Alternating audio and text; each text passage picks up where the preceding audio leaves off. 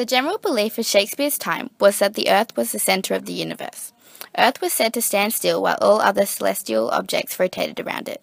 This theory came from the Egyptian astronomer Ptolemy. Shakespeare's plays were influenced by a Roman dramatist, Seneca. Seneca was well loved by the Elizabethan audience because of his bloodshed, violence, and physical horrors. This influenced Shakespeare to introduce horrors such as ghosts and the supernatural, omens and prophecies into his plays. In ancient Greek and Elizabethan times, there was a medical belief that the body consisted of four humours, also known as liquids. These four humours were blood, yellow bile, phlegm, and black bile. The four humours determined a person's physical and medical health. If the humours were in balance, a person was healthy. The logic behind the presence of these fluids was that each fluid gave off vapours that ascend to the brain, and the person's temperament was decided by the state of their humours. The Great Chain of Being was a concept inherited in the Elizabethan era from the Middle Ages. This attempted to give a hierarchical order to all of creation. A human being in the Elizabethan era had a central purpose of life, to acknowledge one's position on the scale and live up to their responsibilities of those below as well as their obligations to those above them. The scale consisted of God being the highest being, following angels, demons, man, woman, animals, plants, and lastly, minerals. Act 1, Scene 3, line 263, Richard states, "But I was born so high."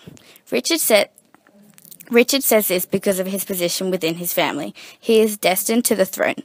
This quote highlights the divine right of kings. God gave him this power to hold the throne.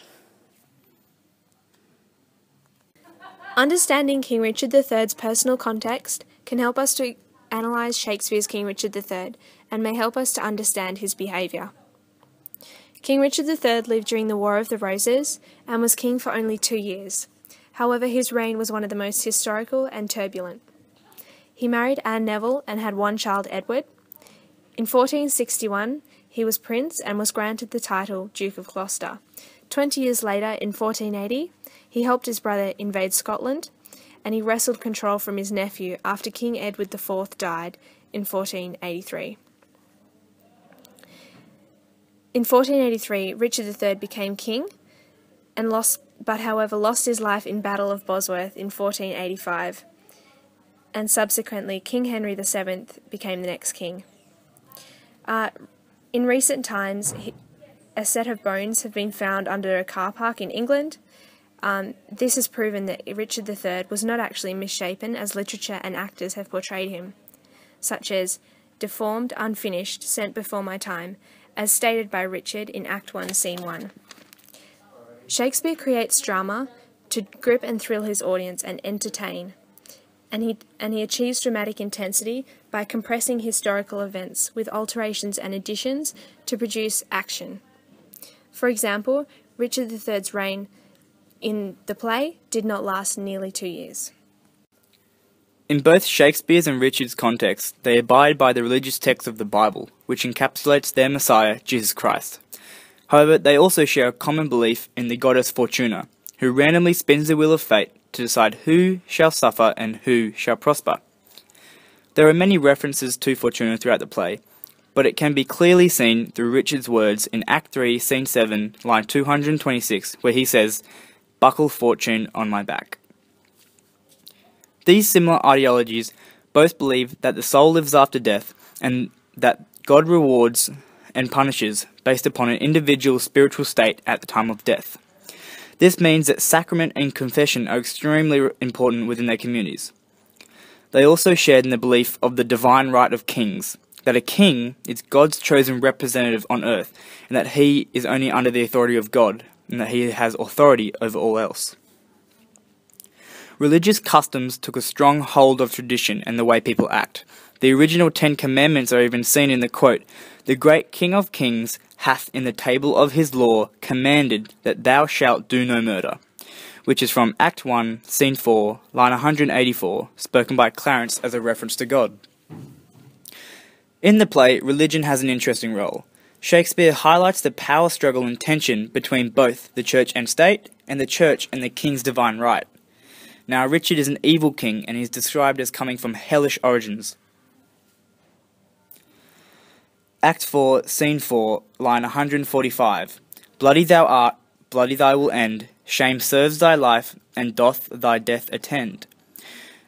And so, the church's powerlessness is then fully realised as Richard is able to convince the church to give him sanctuary as an individual is allowed.